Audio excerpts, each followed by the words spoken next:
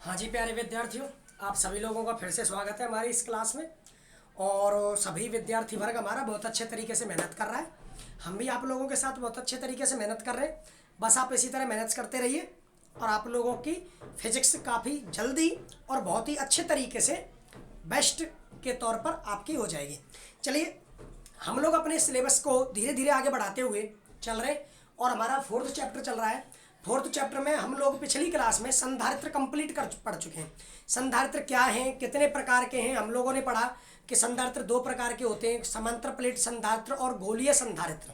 उसके बाद हम लोगों ने पढ़ा कि संधारित्रों की धारिता क्या होती है, संधारित्रों की निर्माण प्रक्रिया क्या है, वो सारी चीज़ें पढ़ ली हम लोगों ने। अब बात ये है कि हम लोगों को अगला टॉपिक जो पढ़ना है वो अगला टॉपिक है संधारित्रों का संयोजन। तो देखिए हम लोग जो संयोजन पढ़ेंगे वो पूरी फिजिक्स में हमारे टोटल जो 17 चैप्टर हैं उन 17 चैप्टरों में आपके संयोजन हम लोग 3 जगह पढ़ेंगे। सबसे पहले हम लोग चैप्टर नंबर 4 में पढ़ रहे हैं संधारित्रों का संयोजन। उसके बाद हम लोग पढ़ेंगे चैप्टर नंबर 5 में प्रतिरोधों का संयोजन। चैप्टर नंबर 5 में प्रतिरोधों का संयोजन। और उसके बाद चैप्टर नंबर आपके किसमें, आपके इस 5 में ही, चैप्टर नंबर 5 में ही हम लोग पढ़ेंगे सेलों का संयोजन। किनका संयोजन? सेलों का। हमें पूरे सिलेबस में संयोजन 3 जगह पढ़ने हैं। सबसे पहले संधारित्रों का, दूसरा प्रतिरोधों का और तीसरा सेलों का। इस तरह हमारे संयोजन कंप्लीट होंगे। आज हम लोग सबसे पहले पढ़ने वाले हैं संधारित्रों का संयोजन। आप लोगों ने प्रतिरोधों का संयोजन छोटी क्लासों में अच्छी तरह पढ़ा है, छोटी क्लासों में अच्छी तरह पढ़ा है। बस वही पैटर्न है, फॉर्मूला थोड़ा अलग आएगा लेकिन तरीका और भाषा सब कुछ वही है। तो देखिए मैंने 3 संधारित्र ले लिए, मैंने 3 संधारित्र ले लिए और वो एक विभव स्रोत के साथ जुड़े हुए। ये है विभव स्रोत V। पहला संधारित्र है, इसकी धारिता है C1, दूसरा संधारित्र है, इसकी धारिता है C2, तीसरा संधारित्र है, इसकी धारिता है C3। 3 संधारित्र C1, C2 और C3 धारिता के 3 संधारित्र एक दूसरे से देख लीजिए श्रेणी क्रम में जुड़े हुए हैं। श्रेणी क्रम का मतलब क्या होता है? पहले संधारित्र का दूसरा सिरा दूसरे संधारित्र के पहले सिरे से जुड़ा हो। तो देखिए ये जुड़ा, पहले संधारित्र का दूसरा सिरा दूसरे संधारित्र के पहले सिरे से, फिर दूसरे संधारित्र का दूसरा सिरा तीसरे संधारित्र के पहले सिरे से, तीसरे संधारित्र का दूसरा सिरा पहले संधारित्र के पहले सिरे से। तो इस तरह ये जो क्रम है वो श्रेणी क्रम है। कौन सा क्रम है? श्रेणी क्रम। तो 3 संधारित्र जिनकी धारिता C1, C2 और C3 है श्रेणी क्रम में जुड़े हुए हैं। अब सोचिए विभव स्रोत आवेश देता है Q। क्या देता है? Q।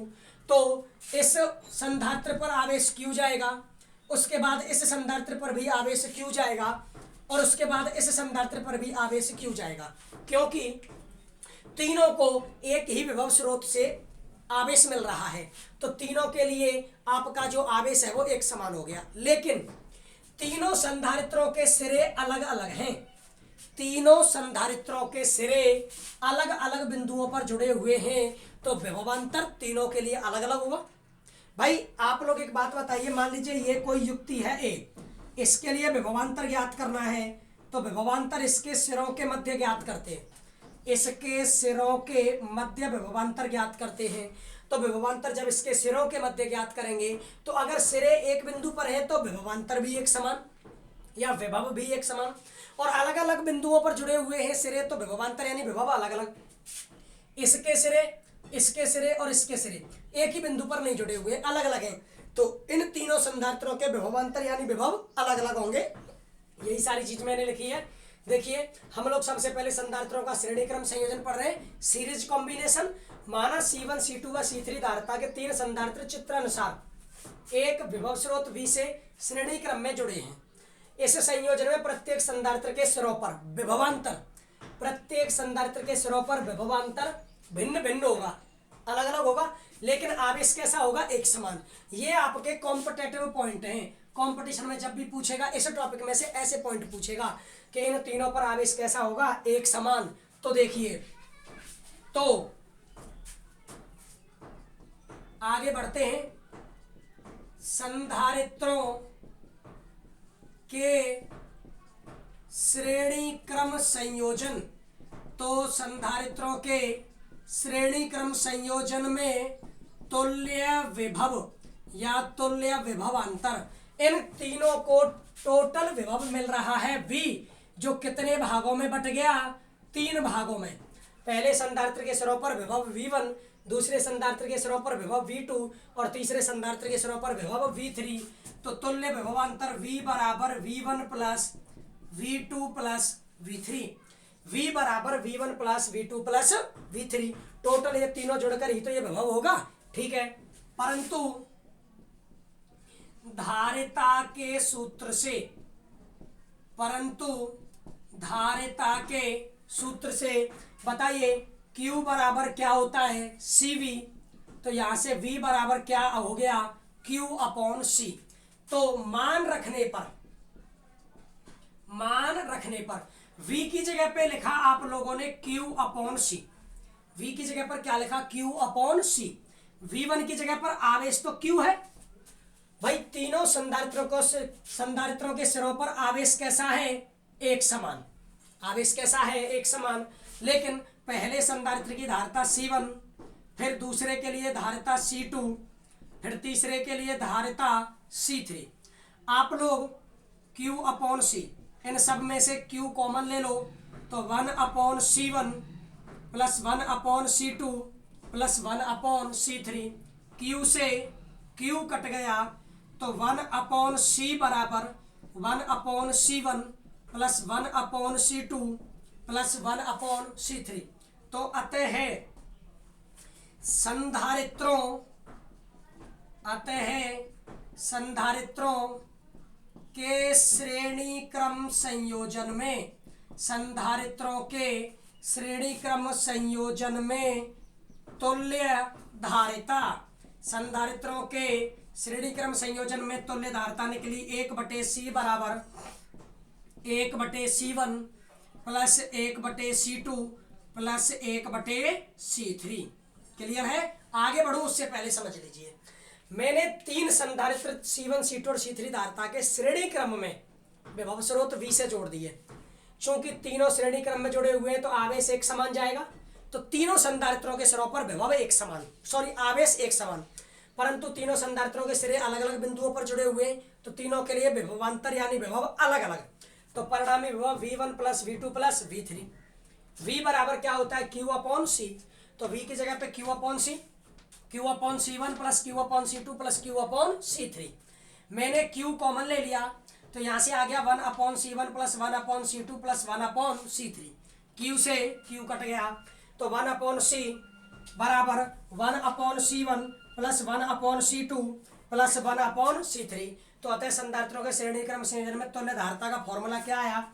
1 अपॉन C बराबर 1 upon C1 plus 1 upon C2 plus 1 upon C3।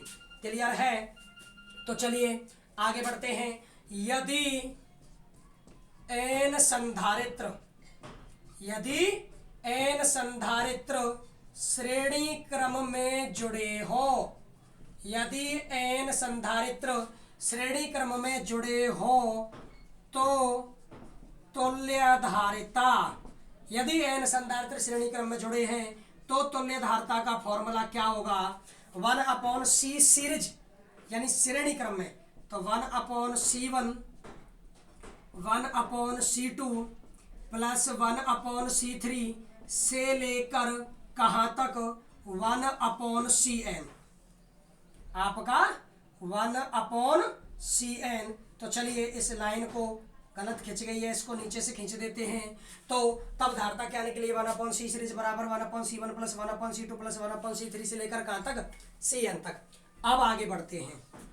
यदि श्रेणी क्रम में जुड़े सभी संधारित्रों की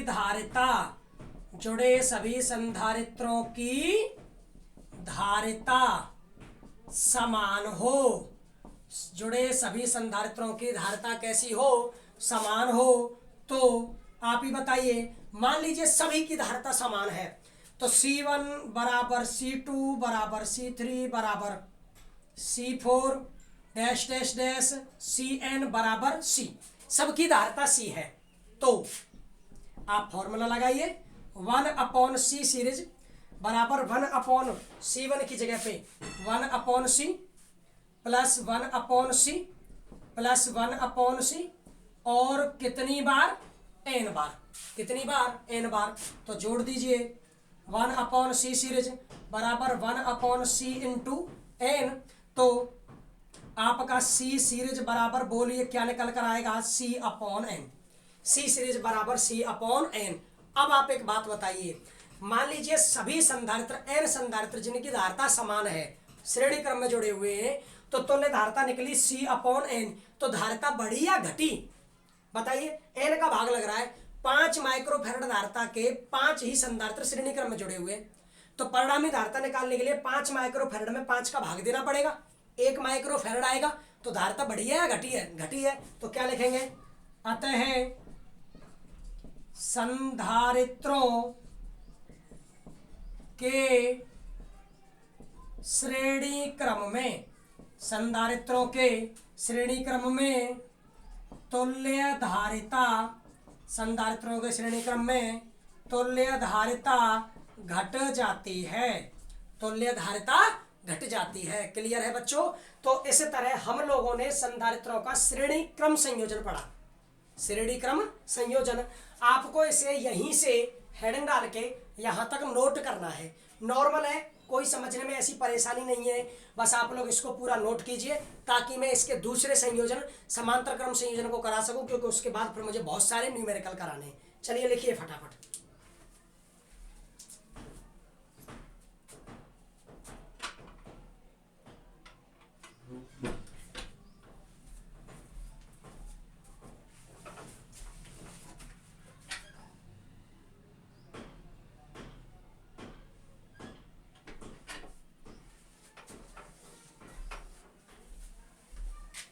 चलिए लिख लिया बच्चों।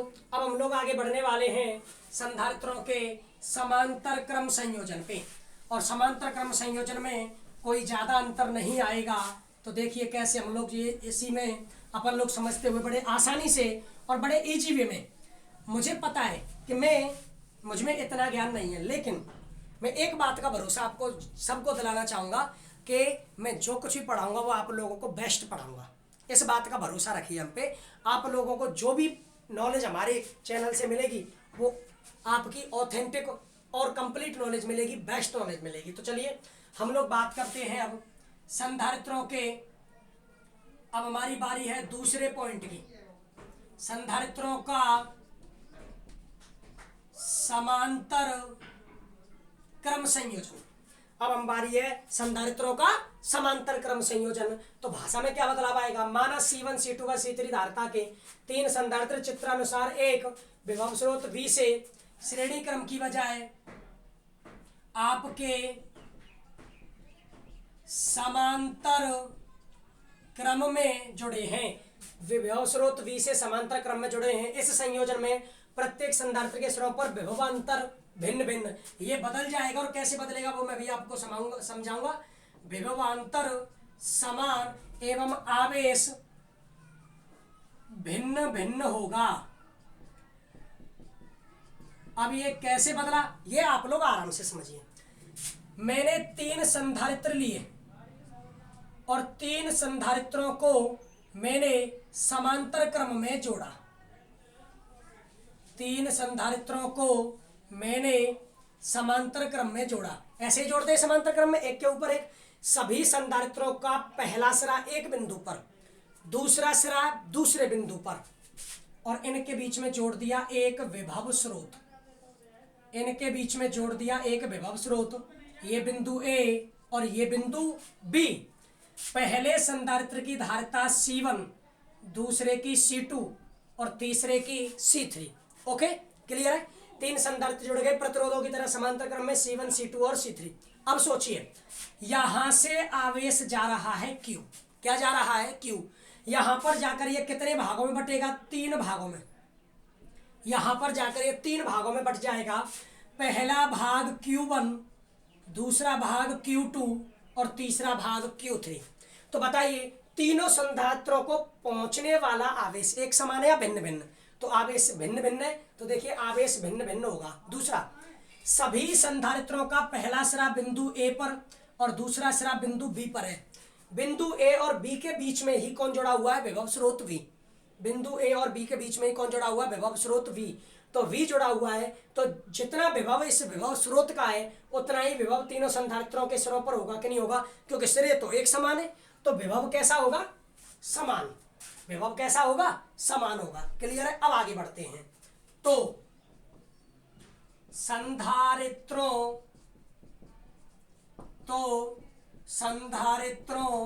के समांतर क्रम संयोजन में, संधारित्रों के समांतर क्रम संयोजन में बताइए कौन बदला? यहां पर बदला आवेश। कौन बदला? आवेश। तो संयोजन में तुल्य आवेश, इस संयोजन में तुल्य आवेश क्या है? तो तुल्य आवेश जा रहा है Q। अब विभव तो एक समान है, विभव तो क्यों जोड़ेंगे? तो तुल्य आवेश बट रहा है तीन भागों में, Q बराबर Q1 plus Q2 plus Q3। परंतु सूत्र से आप लोग सूत्र का उपयोग कीजिए, Q बराबर CV होता है। Q बराबर CV। तो मान रखने पर बेहद इजी टॉपिक है, इससे ज्यादा इंपॉर्टेंट इसके न्यूमेरिकल है, तो आप टेंशन ना लें ज्यादा। तो Q बराबर CV बराबर Q1 का मान C1V, क्योंकि विभव तो सबका समान है। दूसरे के लिए धारता C2 और विभव V, तीसरे के लिए धारता C3 और विभव V। कॉमन ले लीजिए, CV बराबर V को कॉमन लिया तो C1 plus C2 plus C3, V से V कट गया, तो C बराबर बोलिए क्या निकला? C1 plus C2 plus C3। Clear? सीधा जुड़ रहा है। तो क्या किया हम लोगों ने? तीन संधारित्र समांतर क्रम में जोड़ दिए, उनके सिरों पर आवेश Q जा रहा है, तो वो तीन भागों में बट गया, तो आवेश अलग अलग हुआ। तीनों के संधारित्रों के सिरे एक ही बिंदु पर जुड़े हुए, तो विभवांतर एक समान हुआ। तो आवेश Q बराबर कितने भागों में बटा? तीन भागों में। तो Q1 plus Q2 plus Q3। Q का मान CV लिखा, तो परिणामी धारता का मान क्या निकला? C1 plus C2 plus C3। तो अतः आपके संधारित्रों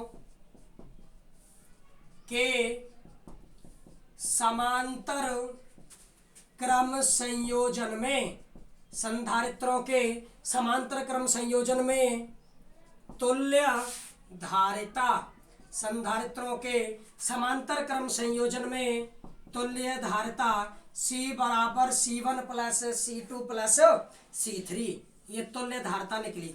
अगर पिछले वाले टॉपिक की तरह n संधारित्र जुड़े हों, यदि n संधारित्र समांतर क्रम में जुड़े हों, यदि n संधारित्र समांतर क्रम में जुड़े हों, तो तब उस कंडीशन में तुल्य धारिता क्या होगी?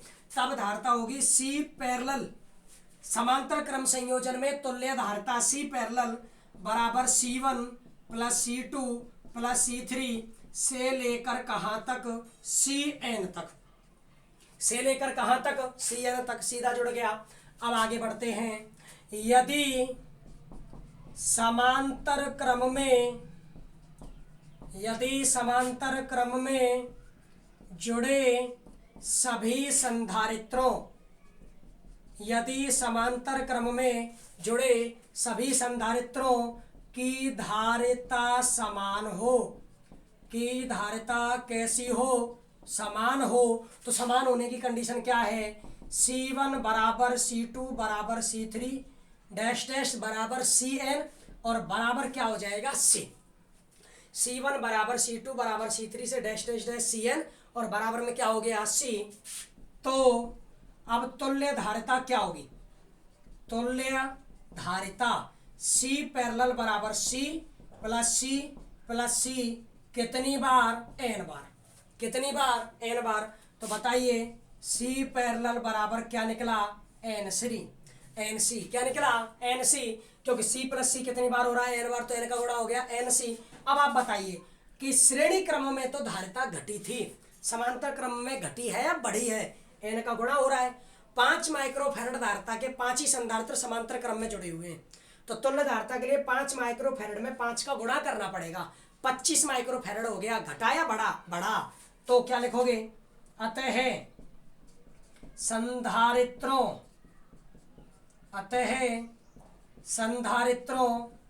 के समांतर क्रम संयोजन में, संधारित्रों के समांतर क्रम संयोजन में तुल्य धारिता घटती है या बढ़ जाती है, तुल्य धारिता बढ़ जाती है। क्लियर है। तो इस तरह आप लोगों के संधारित्रों का संयोजन पूरा हुआ। आप लोगों को इसे पूरा पढ़ना है, फिर से दूसरी हेडिंग डाल के यहाँ तक लिखना है। कोई भी डाउट आता है तो वीडियो को पीछे लेकर दोबारा आप वीडियो देखकर इसको आराम से समझ सकते हैं। अब मैं न्यूमेरिकल कराना शुरू करता हूँ, तो फटाफट से नोट कीजिए। चलिए इसको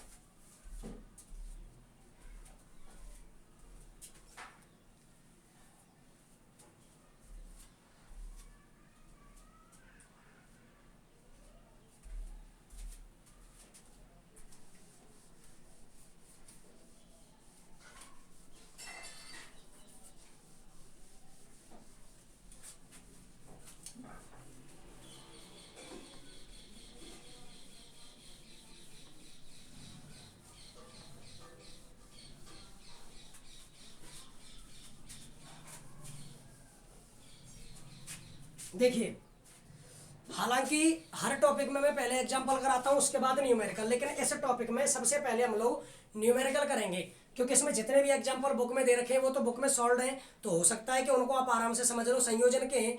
तो सबसे पहले हम लोग क्वेश्चंस को सॉल्व करेंगे, और क्वेश्चंस को सॉल्व करने के बाद फिर हम लोग न्यूमेरिकल्स जो एग्जाम्पल है उन पर आएंगे। तो चलिए शुरुआत करते हैं। तो क्वेश्चन क्या क्या दे रखे हैं आराम से समझना है आपको। देखिए, सबसे पहला क्वेश्चन है आपका क्वेश्चन नंबर 8। ओके, क्वेश्चन शुरू कर रहे हैं। क्वेश्चन नंबर 8 है, चित्र में प्रत्येक संधारित्र की धारिता 1 माइक्रोफैरड है, ए और बी के बीच में तुल्य धारिता ज्ञात कीजिए। ऐसे संधारित्र जुड़े हुए हैं, 1 2 फिर 4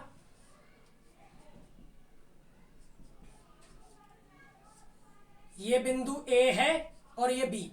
एक संधारित्र 2 4 और उसके बाद में 8 संधारित्र, सबकी धारिता है C बराबर 1 माइक्रोफैरड। ओके, अब देखिए, ऐसे जो संयोजन के क्वेश्चंस होते हैं ना, उनमें आप लोगों को दिमाग लगाना होता है। आपको इसको कैलकुलेट करने के लिए ज्यादा कुछ नहीं करना। देखिए जरा, पहला तो 1 माइक्रोफैरड धारिता का है, माइक्रोफैरड को छोड़िए, 1 लीजिए, ये 1 और 1 के श्रेणी क्रम में है। अच्छा, श्रेणी क्रम में है तो श्रेणी क्रम का फॉर्मूला होता है C सीरीज बराबर C upon N, C upon N।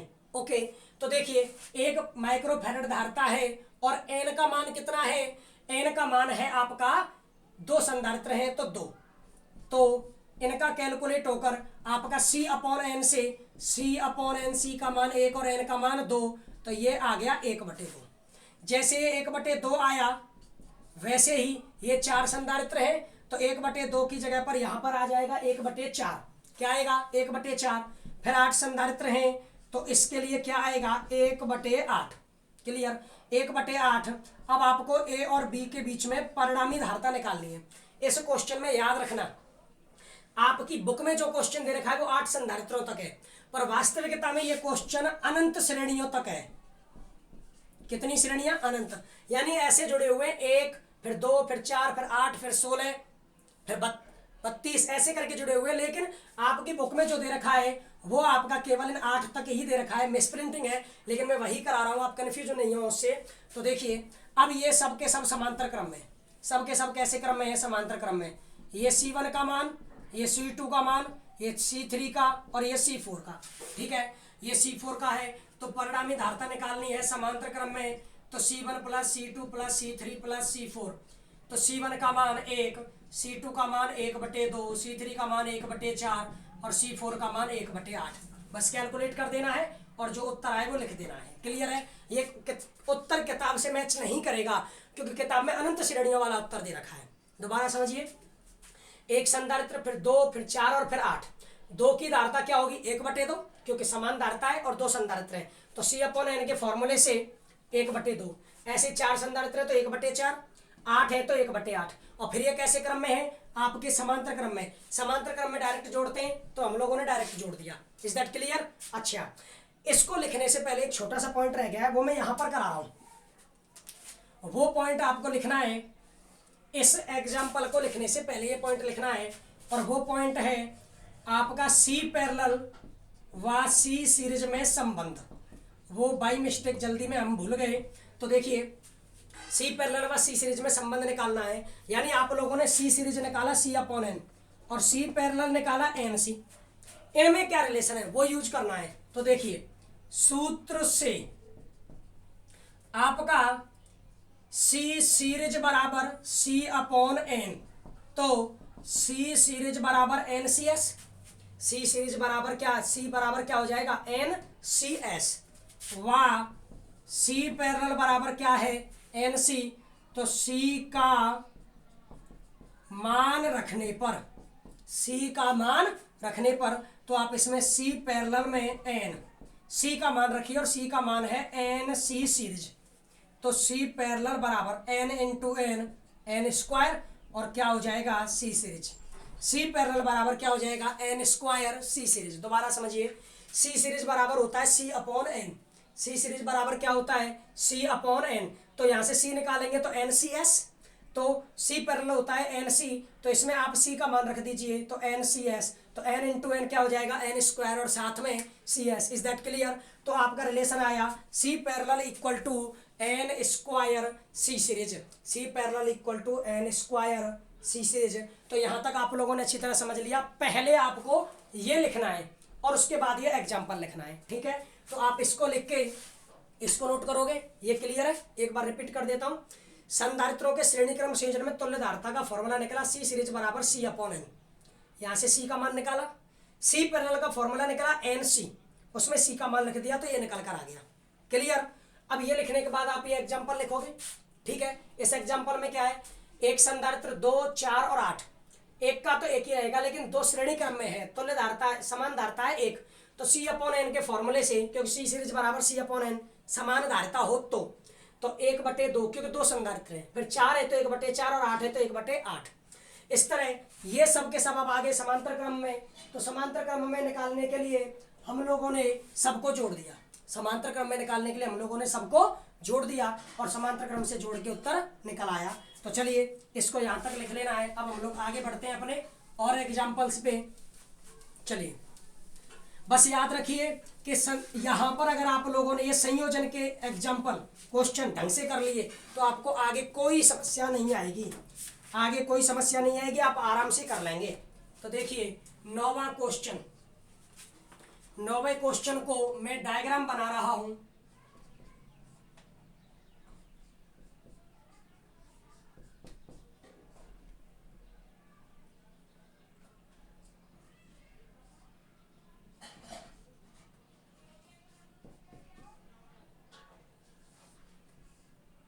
ये ए और ये बी, इसकी धारिता सी, 2, 1, 1, 4 और 4। इसकी तुल्य धारिता दे रखी है, तुल्य धारिता दे रखी है 5 माइक्रोफैरड। इस तरह ये संधारित्र जुड़े हुए, इनमें से सी का मान निकालना है। तो देखिए, मैं इस डायग्राम को ही मिटा के इसको कैलकुलेट करता हूं। सबसे पहले शुरू कीजिए यहां से, 1 और 1 कैसे क्रम में है? समांतर क्रम में। समांतर क्रम में धारिता सीधी जुड़ती है, तो आप लोग इन दोनों को मिटा दीजिए और इनकी जगह पर एक संधारित्र जोड़ दीजिए। 1, 1 के थे तो कितना हो गया? 2। कितना? 2। तो उसी तरह ये 4, 4 के हैं तो 4 और 4 जुड़कर इनकी तुल्य धारिता क्या हो गई? 8। क्लियर? 2 और 2 कैसे क्रम में? श्रेणी क्रम में। 2 और 2 कैसे क्रम में? श्रेणी क्रम में। अब आप इस डायग्राम को ऐसे बना लीजिए, ये बिंदु ए और ये बिंदु बी, ओके, ऊपर जुड़े हुए ये, ठीक है, ये 2, और इन बिंदुओं के बीच में नीचे जुड़े हुए हैं ये 2, ठीक है। इनका मान है 2 और 2, इसका सी और 8। बताइए, आपके 2 और 2 श्रेणी क्रम में हैं,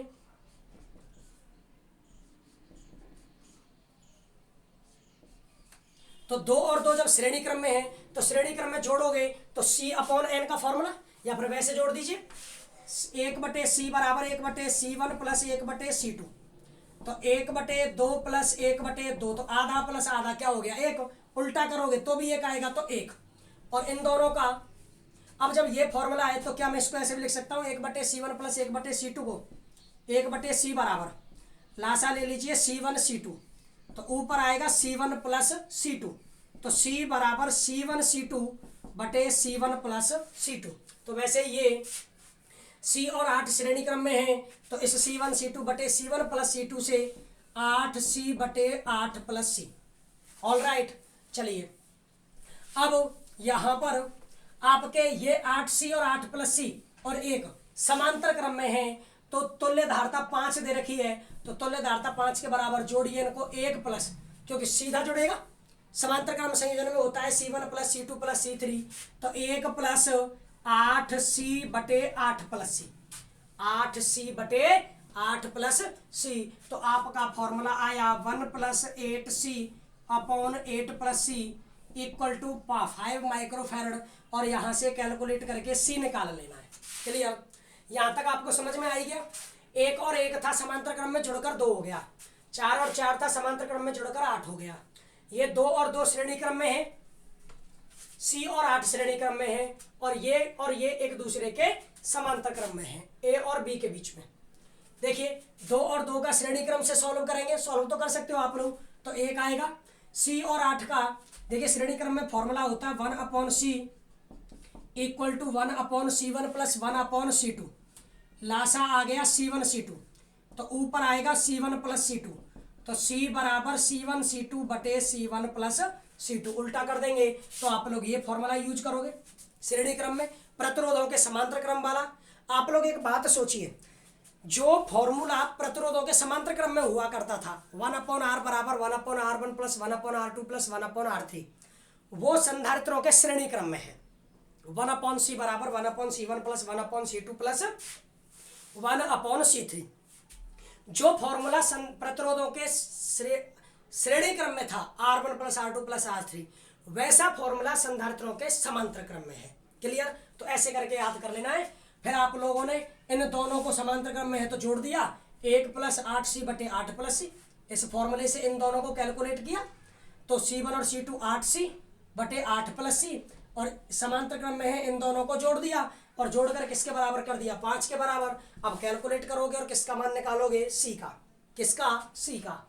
इसके बाद में आप 11वां प्रश्न लीजिए।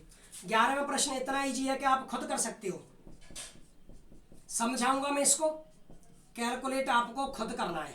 देखिए ये है 12 माइक्रोफैरड, ये 8 और ये 4, ये भी 4 और ये 16, ये दोनों श्रेणी क्रम में कैलकुलेट करोगे। इसका परिणामी इसके समांतर क्रम में, ये दोनों श्रेणी क्रम में, इसका परिणामी इसके समांतर क्रम में, इन सब का परिणामी इन दोनों के श्रेणी क्रम में। चलिए करते, देखिए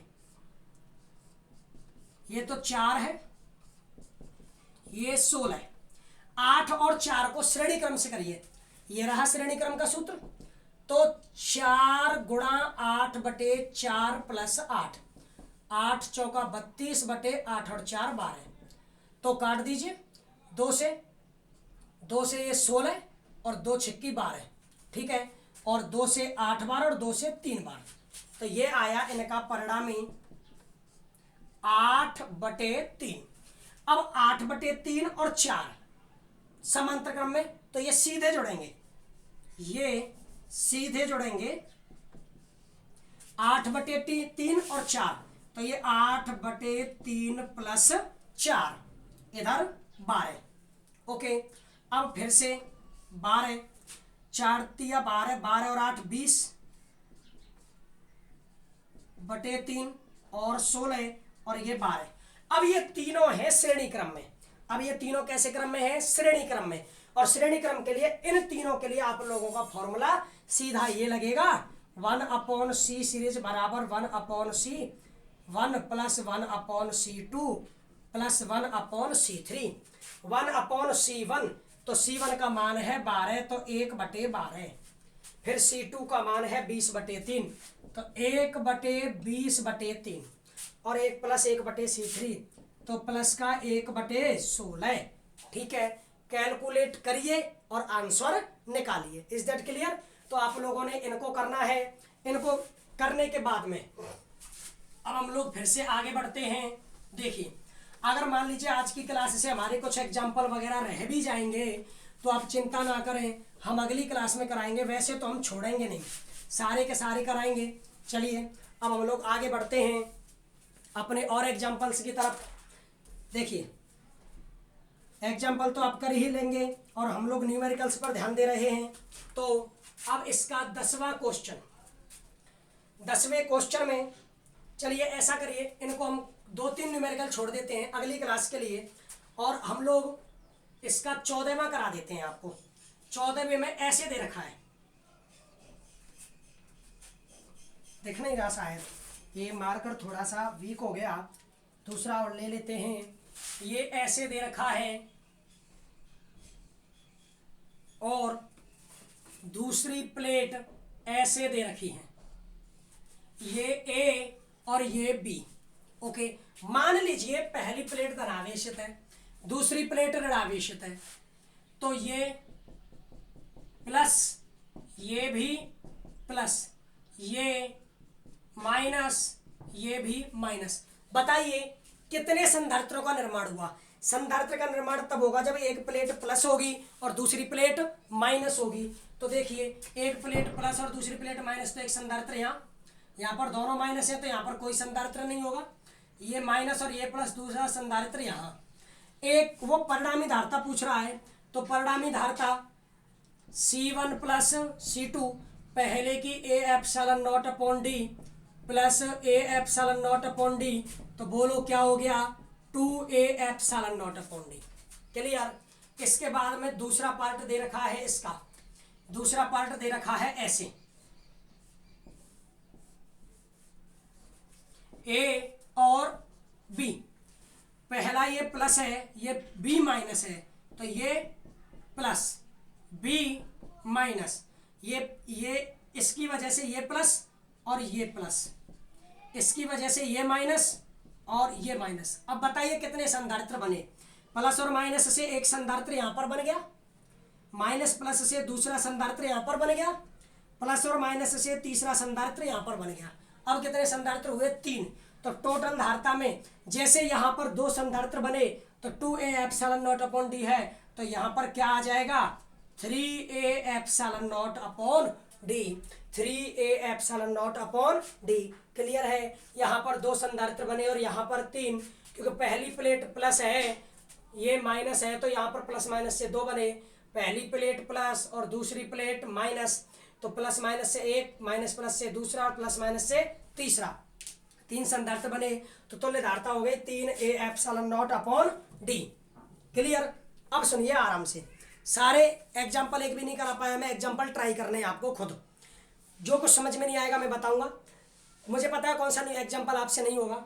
और कुछ एक क्वेश्चन बचा हुआ है आपका, 1-2 क्वेश्चन बचे हुए हैं, तो वो क्वेश्चन और वो एग्जाम्पल हम लोग आपको अगली क्लास में करा देंगे। ठीक है? तो आज आराम से संयोजन पढ़िए, संयोजन पढ़ के ये एग्जाम्पल जो मैंने क्वेश्चन कराए हैं उनको करिए, जो छोड़े हैं और जो एग्जाम्पल है उनको ट्राई कीजिए।